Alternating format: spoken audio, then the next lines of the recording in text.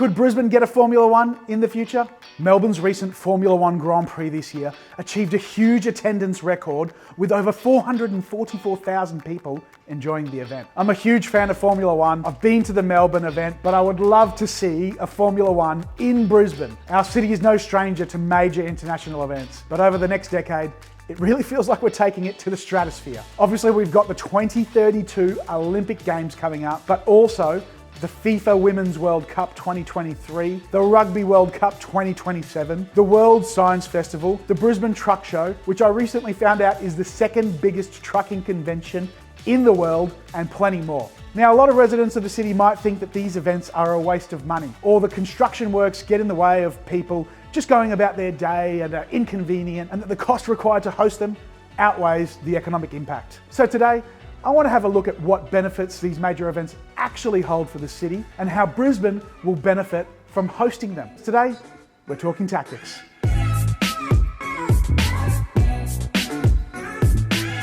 So recently, Brisbane has played host to a number of major events, including many sporting events. We've had the Australian PGA Championships, the Nitro World Games. We've always had massive events like the State of Origin, and during COVID, we hosted the AFL Grand Final. And on the non-sporting side, the World Science Festival is here every year. The Brisbane Truck Show on recently is absolutely massive. And going back a few years, the city hosted the G20 Summit in 2014. And going way back further, Expo 88 really put Brisbane on the map. So what does hosting these events mean for the city? For one, it means notoriety.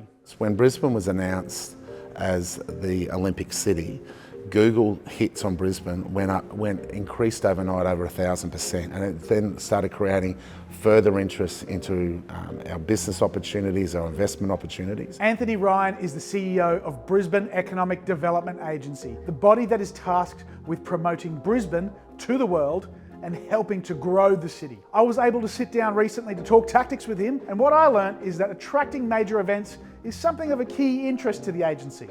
Brisbane has this incredible momentum at the moment. One of the things that we have identified right from the outset is that it's not just about the Olympics, but it's about the way that we do business. The fact that we've got low sovereign risk, that we've got wonderful infrastructure that as a result of the Olympics is starting to be condensed into one area. We've literally got $19 billion of infrastructure taking place at the moment. And that's the next part of what comes from hosting major events. Investment in the city's infrastructure. What do these major sort of tourism pieces of infrastructure really mean for Brisbane and the tourism opportunities that this is going to create as well? That's a really good question. The infrastructure of things such as the Queen's Wharf just gives us that other stamp of approval. When we were over in Singapore back in early 2022 and looking to activate the Singapore Airlines flights post-COVID, they started talking alone just about the influence of Queen's Wharf on visitation. They said, that is your Marina Bay Sands. And the way Marina Bay Sands impacted the economic growth and international focus of Singapore, we expect Queen's Wharf will do the same. But once again, that won't just be in isolation. Then you've got Dexus on the other side of town on the Eagle Street. That is also exploding interest through the professional services, and multinational corporations starting to say, well, Brisbane seems to be a very palatable place. We've also got extensive infrastructure in the transport network with the Cross River Rail and Brisbane Metro projects, which are starting to line up with key Olympic venues. But then also Olympic-specific infrastructure spending, such as the Gabba rebuild and the new Brisbane Live Arena on top of Roma Street Station. One of the biggest arguments against this kind of spending is that post-Olympics, these stadiums will barely be used. Look, one of the most exciting things that I see about Brisbane Live is you look at the positioning of that within the city. What that will do for hotel infrastructure and hotel and restaurant and the whole full visitation economy, our dining precincts, etc. It will just continue to strengthen that proposition as a place to come work and play in Brisbane. It is something that will work in unison with the Suncorps and the Gabba stadiums to hit that perfect number that at this stage we aren't able to cater for as well as what we would hope for as a city. So I think it will provide a unique mix and a diversity of choice for entertainment in this city. So big tick for us, and we're seeing that investors and businesses are already talking to us about that live facility. It's not about the Olympics, but having that smack bang in the middle of the city in such a convenient place. Well, it's above a major rail station. The new rail station, the metro, all of those things. It's in walking distance of every major attraction, and once again continues to enhance the mobility and accessibility of our city. And if you look at the Gabba, that is going to be an extraordinary home for the Olympics, but more importantly, the legacy that that provides, providing a 50,000 person capacity venue, which will enhance football, it'll enhance our cricket. It's not just about the Olympics, about everything else that will go there. And once again, in such a close proximity to rail, such close proximity to metro, it will continue to diversify and enhance the way this city is viewed. And looking back at the historical events that changed the city, you can't really go past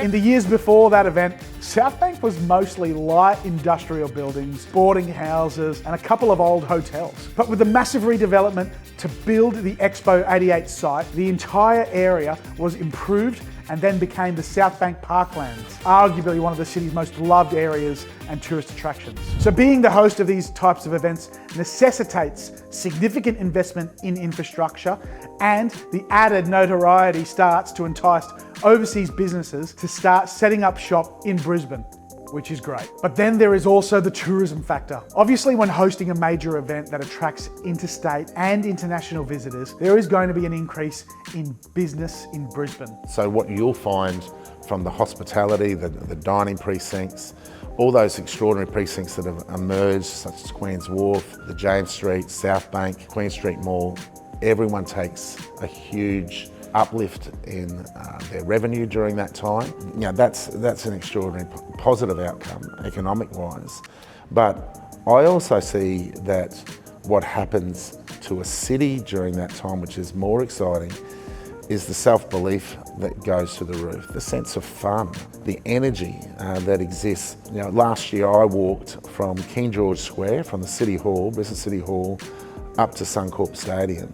And that whole Roma Street was alive with fun and energy, and that has an everlasting impact on residents as well as visitors. And there can also sometimes be an incredible synergy between major events that are on at the same time. 2 years ago, the NRL Magic Round fell on the same weekend as the Brisbane Truck Show. NRL Magic Round is when all 8 NRL matches are played at Suncorp Stadium in Brisbane, and the Truck Show is the second biggest trucking convention in the entire world. It's not hard to see that there would be some significant overlap in the audiences for both of these events. Pitting an NRL Magic Round with the Trucking Expo, what happened on that weekend? Well, there were a lot of tired barmen, I can tell you, during that time. What was great during that time, first of all, it demonstrated that we bring 2 marquee events into a city at one stage. We're able to cope with it. It also meant there was a huge credit card spend during that time.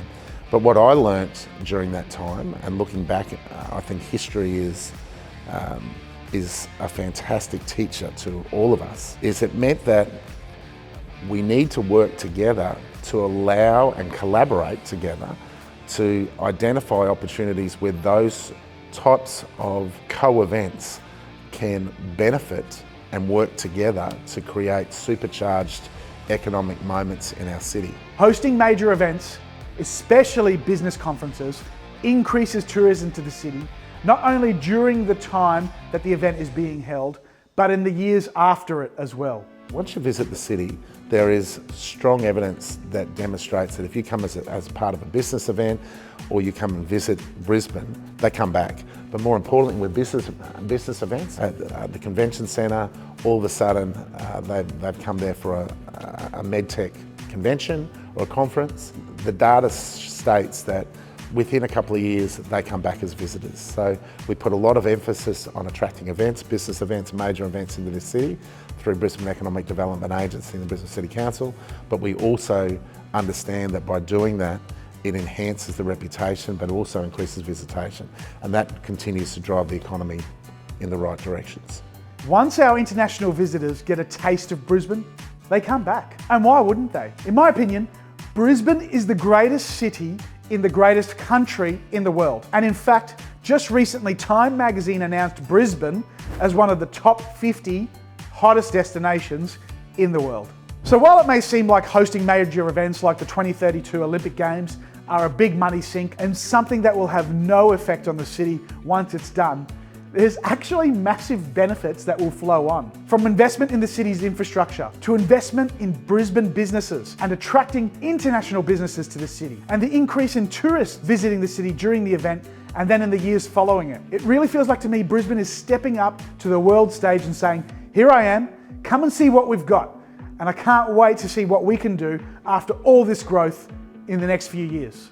Now that we've secured the Olympics, what other major events can we potentially either pitch for, or what can we hope to see the city beyond the Olympics? The sky is the limit, Mel, with what Brisbane can attract in the future. I was down in Melbourne on the weekend to watch the Formula One.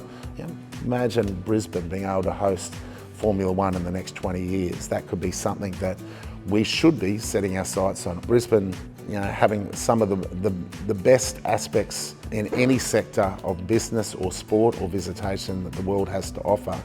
We should always be thinking, what is next? What can we dream? I can think of nothing better to try and get a Formula One in Brisbane in the future.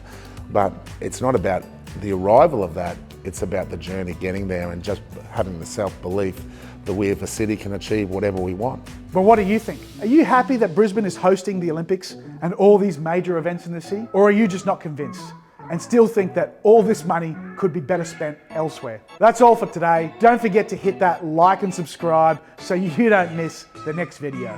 I'm Pikos, and we've been talking tactics.